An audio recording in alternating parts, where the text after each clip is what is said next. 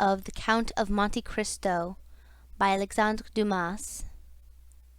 Chapter 1. Marseille, the arrival.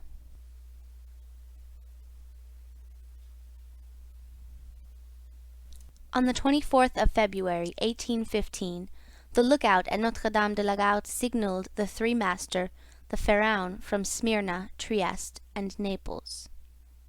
As usual, a pilot put off immediately, and routing the Château d'If, got on board the vessel between Cape Morgan and Rion Island. Immediately, and according to custom, the ramparts of Fort Saint-Jean were covered with spectators. It is always an event at Marseille for a ship to come into port, especially when this ship, like the Pharaon, has been built, rigged, and laden in the old Fosse docks, and belongs to an owner of the city. The ship drew on, and had safely passed the strait which some volcanic shock has made between the Calazren and Jaros Islands, had doubled Pomègue, and approached the harbour under topsails, jib, and spanker, but so slowly and sedately that the idlers, with that instinct which is the forerunner of evil, asked one another what misfortune could have happened on board. However, those experienced in navigation saw plainly if any accident had occurred, it was not to the vessel herself, for she bore down with all the evidence of being skilfully handled, the anchor a cock-bill, the jib-boom guys already eased off, and standing by the side of the pilot, who was steering the Pharaon towards the narrow entrance of the inner port, was a young man, who with activity and vigilant eye watched every motion of the ship, and repeated every direction of the pilot. The vague disquietude which prevailed among the spectators had so much affected one of the crowd that he did not await the arrival of the vessel in harbour, but jumping into a small skiff, desired to be pulled alongside the Pharaon, which he reached as she rounded into La Réserve basin. When the young man on board saw this person approach, he left his station by the pilot, and hat in hand, leaned over the ship's bulwarks. He was a fine, tall, slim young fellow of 18 or 20, with black eyes and hair as dark as a raven's wing, and his whole appearance bespoke that calmness and resolution peculiar to men accustomed from their cradle to contend with danger. "Ah, is it you, Dantès?" cried the man in the skiff. "What's the matter, and why have you such an air of sadness aboard?" "A great misfortune, Monsieur Morel," replied the young man. "A great misfortune, for me especially. Off Civita-Vecchia we lost our brave captain Leclerc." "And the cargo?" inquired the owner, eagerly. "Is all safe, Monsieur Morel, and I think you will be satisfied on that head. But poor Captain Leclerc!" "What happened to him?" asked the owner, with an air of considerable resignation. "What happened to the worthy captain?" "He died." "Fell into the sea?" "No, sir, he died of brain fever in dreadful agony." Then, turning to the crew, he said, "Bear a hand there, to take in sail." All hands obeyed, and at once the 8 or 10 seamen who composed the crew sprang to their respective stations at the spanker brails, and out-haul topsail sheets and halyards, the jib down-haul, and the topsail clew-lines and bunt-lines. The young sailor gave a look to see that his orders were promptly and accurately obeyed, and then turned again to the owner. "And how did this misfortune occur?" inquired the latter, resuming the interrupted conversation. "Alas, sir, in the most unexpected manner. After a long talk with the harbour-master, Captain Leclerc left Naples greatly disturbed in mind. In 24 hours he was attacked by a fever, and died 3 days afterwards. We performed the usual burial service, and he is at his rest, sewn up in his hammock with a 36-pound shot at his head and his heels, off El Giglio Island. We bring to his widow his sword and cross of honour. It was worth while, truly," added the young man with a melancholy smile, "to make war against the English for 10 years, and to die in his bed at last, like everybody else." "Why, you see, Edmund," replied the owner, who appeared more comforted at every moment, "we are all mortal, and the old must make way for the young. If not, there would be no promotion, and since you assure me that the cargo—" is all safe and sound, Monsieur Morel. Take my word for it, and I advise you not to take 25,000 francs for the profits of the voyage." Then, as they were just passing the round tower, the young men shouted, "Stand there, to lower the topsails and jib! Brail up the spanker!" The order was executed as promptly as it would have been on board a man-of-war. "Let go, and clew up!" At this last command all the sails were lowered, and the vessel moved almost imperceptibly onwards. "Now, if you will come on board, Monsieur Morel," said Dantès, observing the owner's impatience, "here is your supercargo, Monsieur Danglars, coming out of his cabin, who will furnish you with every particular. As for me, I must go look after the anchoring and dress the ship in mourning." The owner did not wait for a second invitation. He seized a rope which Dantès flung to him, and with an activity that would have done credit to a sailor, climbed up the side of the ship, while the young man, going to his task, left the conversation to Danglars, who now came towards the owner. He was a man of 25 or 26 years of age, of unprepossessing countenance, obsequious to his superiors, insolent to his subordinates, and this, in addition to his position as responsible agent on board, which is always obnoxious to the sailors, made him as much disliked by the crew as Edmond Dantès was beloved by them. "Well, Monsieur Morel," said Danglars, "you have heard of the misfortune that has befallen us." Yes, poor Captain Leclerc. He was a brave and honest man, a first-rate seaman, one who had seen long and honorable service, as became a man charged with the interests of a house so important as that of Morel and Son," replied Danglars. "But," replied the owner, glancing after Dantès, who was watching the anchoring of his vessel, "it seems to me that a sailor needs not be so old as you say, Danglars, to understand his business, for our friend Edmond seems to understand it thoroughly and not to require instruction from anyone." "Yes," said Danglars, darting at Edmond a look gleaming with hate. "Yes, he is young, and youth is invariably self-confident." Scarcely was the captain's breath out of his body when he assumed the command without consulting anyone, and he caused us to lose a day and a half at the island of Elba instead of making for Marseille direct. "As to taking command of the vessel," replied Morel, "that was his duty as captain's mate. As to losing a day and a half off the island of Elba, he was wrong unless the vessel needed repairs." "The vessel was in as good condition as I am, and as I hope you are, Monsieur Morel, and this day and a half was lost from pure whim for the pleasure of going ashore and nothing else." "Dantès," said the ship-owner, turning towards the young man, "come this way." "In a moment, sir," answered Dantès, "and I'm with you." Then calling to the crew, he said, "Let go!" The anchor was instantly dropped, and the chain rattling through the porthole. Dantès continued at his post in spite of the presence of the pilot, until this maneuver was completed, and then he added, "Half-mast the colors and square the yards." "You see," said Danglars, "he fancies himself captain already, upon my word." "And so, in fact, he is," said the owner. "Except your signature and your partner's, Monsieur Morel."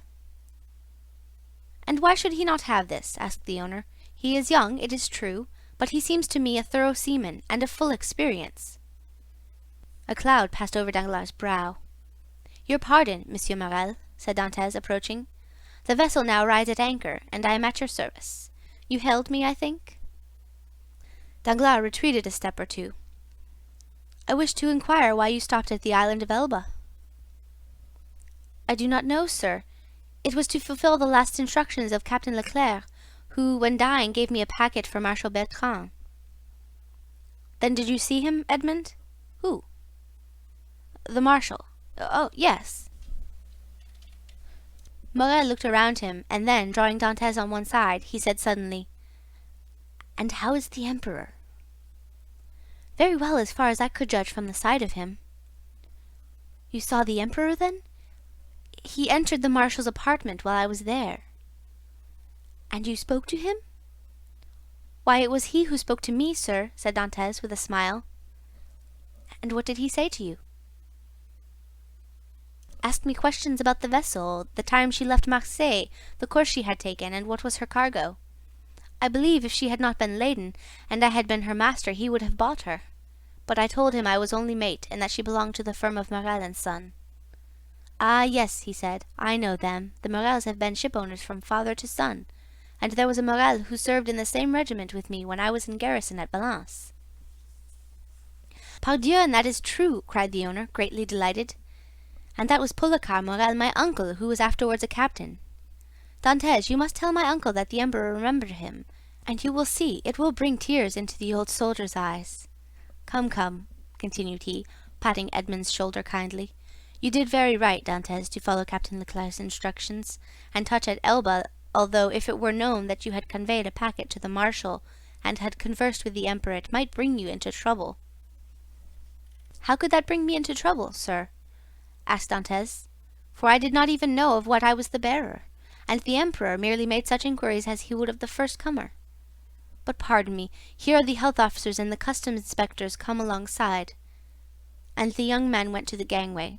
As he departed, Danglars approached and said, Well, it appears that he has given you satisfactory reasons for his landing at Porto Ferrajo. Yes, most satisfactory, my dear Danglars. Well, so much the better, said the supercargo, for it is not pleasant to think that a comrade has not done his duty. Dantès has done his, replied the owner, and that is not saying much. It was Captain Leclerc who gave orders for this delay. Talking of Captain Leclerc, has not Dantès given you a letter from him? To me? No. Was there one? I believe that, besides the packet, Captain Leclerc confided a letter to his care. Of what packet are you speaking, Danglars? Why, that which Dantès left at Porto Ferrajo. How do you know he had a packet to leave at Porto Ferrajo? Danglars turned very red. I was passing close to the door of the captain's cabin, which was half open, and I saw him give the packet and letter to Dantès. He did not speak to me of it, replied the shipowner, but if there be any letter, he will give it to me.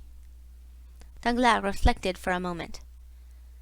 Then, Monsieur Morel, I beg of you, said he, not to say a word to Dantès on the subject. I may have been mistaken.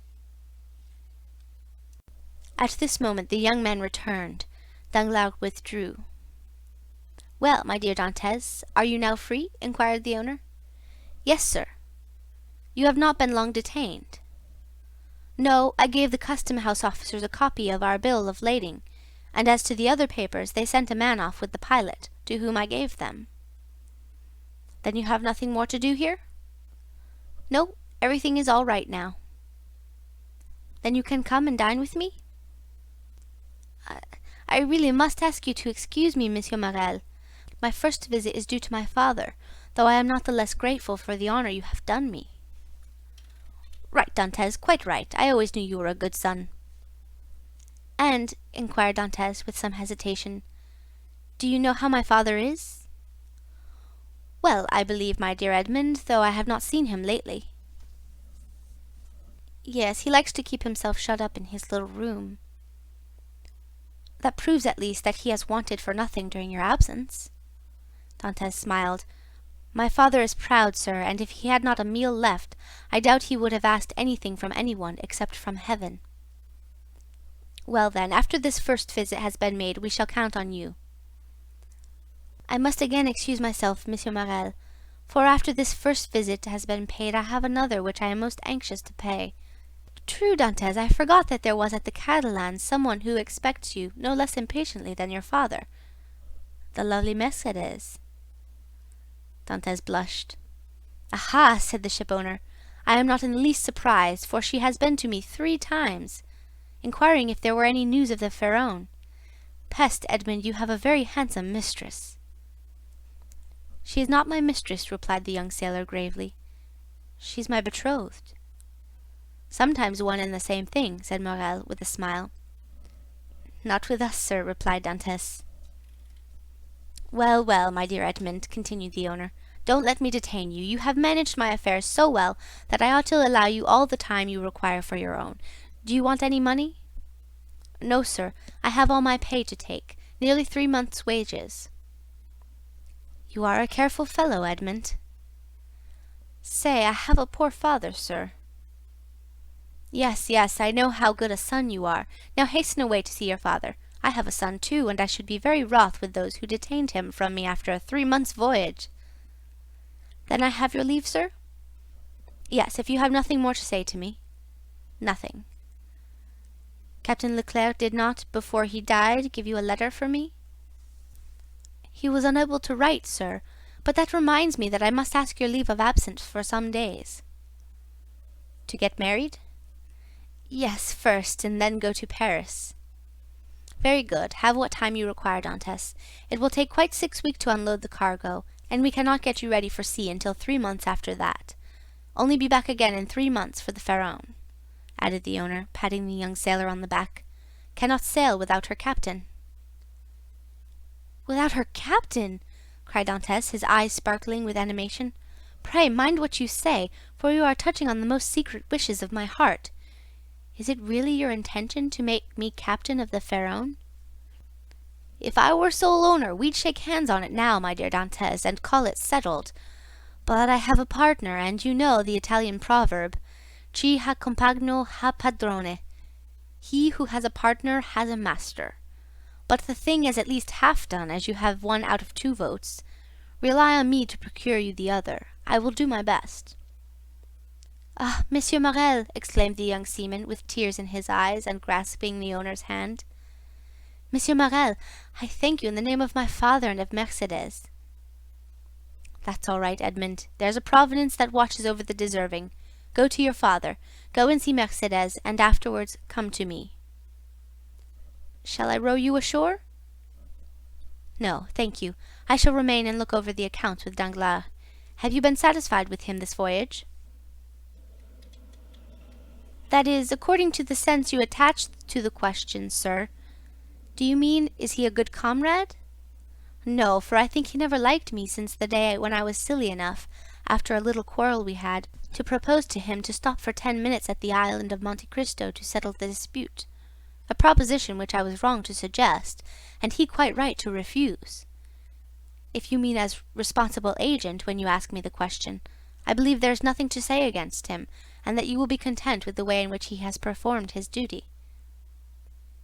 But tell me, Dantès, if you had command of the Pharaon, should you be glad to see Danglars remain?" "Captain or mate, Monsieur Morel, I shall always have the greatest respect for those who possess the owner's confidence." That's right, Dantès. I see you are a thoroughly good fellow, and will detain you no longer. Go, for I see how impatient you are." "Then I have leave? Go, I tell you." "May I have the use of your skiff?" "Certainly." "Then for the present, Monsieur Morel, farewell, and 1,000 thanks." "I hope soon to see you again, my dear Edmund. Good luck to you." The young sailor jumped into the skiff and sat down in the stern sheets, with the order that he be put ashore at La Canebière. The 2 oarsmen bent to their work, and the little boat glided away as rapidly as possible in the midst of the 1,000 vessels which choke up the narrow way which leads between the 2 rows of ships from the mouth of the harbor to the quai d'Orléans. The ship-owner, smiling, followed him with his eyes until he saw him spring out on the quay and disappear in the midst of the throng, which from 5 o'clock in the morning until 9 o'clock at night swarms in the famous street of La Canebière, a street of which the modern Phocéens are so proud that they say with all the gravity in the world, and with that accent which gives so much character to what is said, "If Paris had La Canebière, Paris would be a second Marseille." On turning round, the owner saw Danglars behind him, apparently awaiting orders, but in reality also watching the young sailor.